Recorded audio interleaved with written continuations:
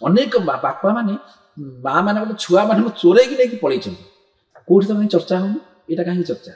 କେହି ନ ଜାଣିଲେ ତୁମେ ଦି ଜଣ ଯାକ ଜାଣିଛ ଯେ ତୁ ତାକୁ ଭଗେଇ ନେଇ ଆସିଛୁ। ସେ ଛୁଆଟା ନରବା ଗୁଞ୍ଜର ଅସସ୍ତମା ହତ ଲୋକେ କହୁଛନ୍ତି। ଏହା ତ କଥା ଆପଣ ସେଟା କହିବେ, ଆମେ କହୁନା, ଲୋକେ କହିଲେ। ସେକେଣ୍ଡ ଜିନିଷକୁ ଆସନ୍ତୁ, ଆପଣ କହୁଛନ୍ତି ମୋ ପୁଅର ଭବିଷ୍ୟତ ଅଛି, କ୍ୟାରିୟର ସବୁ ଅଛି। ସେ ଯୋଉ ଝିଅଟି ଯେତେବେଳେ ପ୍ଲସ ଟୁ ଫାର୍ଷ୍ଟ ଇୟର ପଢୁଥିଲା ତାର କ୍ୟାରିୟର ନଥିଲା, ତାର ଭବିଷ୍ୟତ ନଥିଲା, ଆପଣମାନେ ତାକୁ ନେଇ ଆସିଲେ, ହଁ କି ନାହିଁ?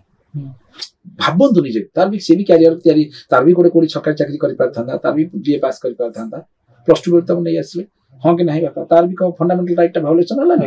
ଥାର୍ଡ ଜିନିଷକୁ ଆସନ୍ତୁ, ଗୋଟେ ଲୋକର ଆପଣଙ୍କ ଘରେ ଆପଣଙ୍କ ସ୍ତ୍ରୀଙ୍କ ସହିତ କିମ୍ବା ଗାର୍ଲଫ୍ରେଣ୍ଡଙ୍କ ସହିତ ମନାନ୍ତର ହବ, ଏଇଟା ହବା କଥା।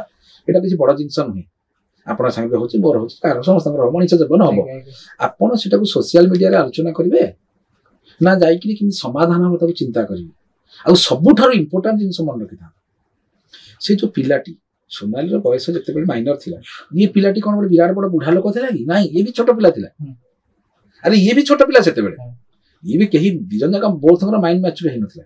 କିନ୍ତୁ ଏବେ କାହିଁକି? ତାର ଉତ୍ତରଟା ଶୁଣନ୍ତୁ। ଏବେ ଏଇଥିପାଇଁ ଏଇଟା ହେଇଛି, କିଛି ଯୋଉ ମାନେ ନ୍ୟସ୍ତ ସ୍ୱାସ୍ଥ୍ୟ ଗୋଷ୍ଠୀ ଯୋଉମାନଙ୍କର କମ୍ପିଟେଟର ହଉଛି ତୁଳସୀ ଗଣନାଟ୍ୟ, ସେଇଭଳି କିଛି ଲୋକ ୟା ପଛରେ ସ୍ୱତନ୍ତ୍ର ଭାବରେ ପଇସା ଇନଭେଷ୍ଟମେଣ୍ଟ କରୁଛନ୍ତି। ହଁ, ଅବଭିୟସଲି ଆପଣ ନିଜେ ରିସର୍ଚ୍ଚ କରନ୍ତୁ। କିଛି ଯୋଉ ଅଛନ୍ତି, ଯୋଉ ୟୁଟ୍ୟୁବ ଚ୍ୟାନେଲ ଅଛି, ସେମାନଙ୍କ ପାଖେ ପଇସା ଇନଭେଷ୍ଟମେଣ୍ଟ ହଉଛି, ତମେ ଏଇଟା ବଜାଅ। ଆ ଦେହରେ କିଛି ନାହିଁ। ଆ ଦେହରେ କଣ ଅଛି ମତେ କହିଲେ? ହଜାର ହଜାର ଲୋକମାନଙ୍କର ଗାର୍ଡିଆନସିପରେ କେସ୍ ଫାଇଲ ହେଇଛି, ପୁଅ ମାନଙ୍କର, ପୁରୁଷ ମାନଙ୍କ କଥା ମୁଁ କହୁଛି। ହଜାର ହଜାର ମା ମାନଙ୍କ ପାଖେ ଛୁଆ ନାହାନ୍ତି, ତାଙ୍କ ବାପା ନେଇକି ପଳେଇଛି। ହଜାର ହଜାର ଲୋକଙ୍କ ପାଖେ ଛୁଆ, ବାପା ମାନେ ଯାଇକି କୋର୍ଟ କଚେରୀ ଲମ୍ବା ଲାଇନ ପକଉଛି, ମୋ ଛୁଆଟାକୁ ଆଜ୍ଞା ଟିକେ ମତେ ଚାଇଲ୍ଡ ରାଇଟ୍ ଦେଖିବା, ଭିଜିଟିଂ ରାଇଟ୍ ମତେ ଦିଆଯାଉ। କୋର୍ଟରେ ବସିଛନ୍ତି, ପିଲା ଖାଲି ଦେଖିବେ ଦୂରରୁ, ହଁ କି ନାହିଁ? ଆପଣ ଦେଖନ୍ତୁ, ମୁଁ ଯଦି ମିଛ କଥା କହୁଛି। ଅନେକ ବାପା ମାନେ ମା ମାନେ ଗୋଟେ ଛୁଆ ମାନଙ୍କୁ ଚୋରେଇକି ନେଇକି ପଳେଇଛନ୍ତି। କୋଉଠି ତ କାହିଁ ଚର୍ଚ୍ଚା ହଉନି? ଏଇଟା କାହିଁକି ଚର୍ଚ୍ଚା? ଏଠି ଏଇଥିପାଇଁ ଚର୍ଚ୍ଚା, କିଛି ୟୁଟ୍ୟୁବ ଚ୍ୟାନେଲ ଅଛି। ଆଚ୍ଛା, ମୋର ଗୋଟେ ଚ୍ୟାନେଲଟେ ଅଛି, ମୋ ଚ୍ୟାନେଲରୁ କେତେ ପଇସା ବାହାରୁଛି ମୁଁ ଜାଣିନି? ଆରେ ମୁଁ ଜାଣିଛି ନା ନାଇଁ କେତେ ପଇସା ଆସୁଛି? ତେଣୁ ସେମାନେ ଯୋଉ ଚଳୁଛନ୍ତି, କେମିତି ଚଳିବେ? ସେମାନେ କଣ କରିବେ?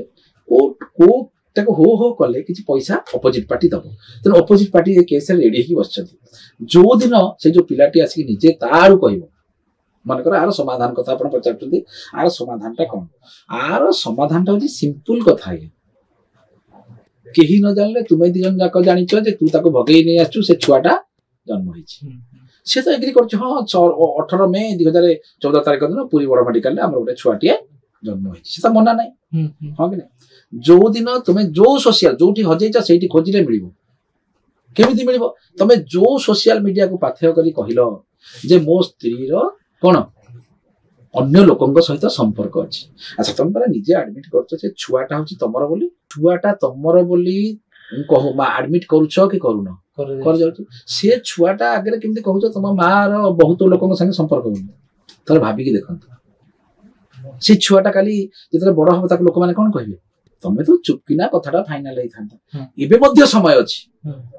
ଯଦି ବର୍ତ୍ତମାନ ସେଇ ଯୋଉ ପିଲାଟି, କଣ ସିଏ ବି ଖରାପ ପିଲା ନୁହେଁ, ତାର ଯାହା ମୁଁ ଦେଖୁଥିଲି, ସିଏ ଗୋଟେ କିଛି ଲୋକଙ୍କ ଇନଫ୍ଲୁଏନ୍ସରେ ପଡିକି ନାଟକ କରୁଛି।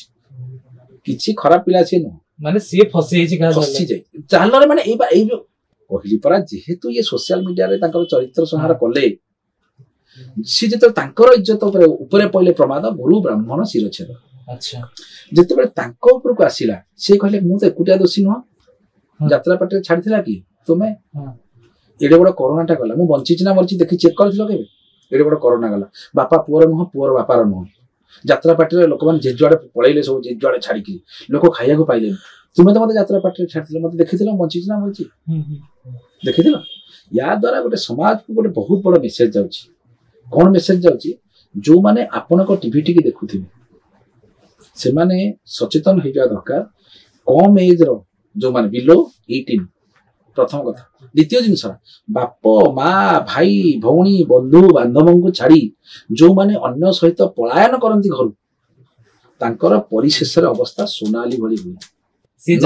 ନରବା ଗୁଞ୍ଜର ଅସସ୍ତମା ହତ ଲୋକେ କହୁଛନ୍ତି। ଏହା ତ କଥା ଆପଣ ସେଟା କହିବେ, ଆମେ କହୁନା, ଲୋକେ କହିଲେ। ଏହା ତ ଲୋକେ ନୁହେଁ, ନିଜେ ସେଇ ଲୋକେ। ଭିକ୍ଟିମ ସେ ହଁ ସେ ହଉ ଆପଣ କଥା ହୁଏ କଣ ଅସୁବିଧା ହେଲା ମୋ ନାଁ ବ୍ରହ୍ମକେଶ ତ୍ରିପାଠୀ ଲୋକମାନେ ମତେ ଟୁକୁନା ବୋଲି ଡାକୁଛନ୍ତି ଆମର କାହିଁ ଟୁକୁନା କୁହାହେଲା ଆରେ ଅଦ୍ଭୁତ କଥା ଆକ୍ଚୁଆଲି କଣ କି ବେଳେ ବେଳେ କଣ ହୁଏ କି ଯୋଉ ମାନେ ଯୋଉମାନେ ସବୁ ଇଣ୍ଡଷ୍ଟ୍ରିରେ କାମ କରନ୍ତି ହଲିଉଡ ହଉ ବଲିଉଡ ହଉ ଓଲିଉଡ ହଉ କି ଯାତ୍ରା ଇଣ୍ଡଷ୍ଟ୍ରି ହଉ ଏମାନେ ତାଙ୍କର ନାଁ କେମିତି ହିଟ୍ କରିବେ ବୋଲି ତାଙ୍କୁ ଗୋଟେ ଜ୍ୟୋତିଷ ବତେଇଦେବେ ଯେ ଏଇ ନାଁଟାକୁ ତମେ କର ଏଇ ନାଁଟା ତମ ରାଶିକୁ ସୁଟ୍ କରୁଛି ତମେ ବର୍ତ୍ତମାନ ହିଟ୍ କରିଯିବ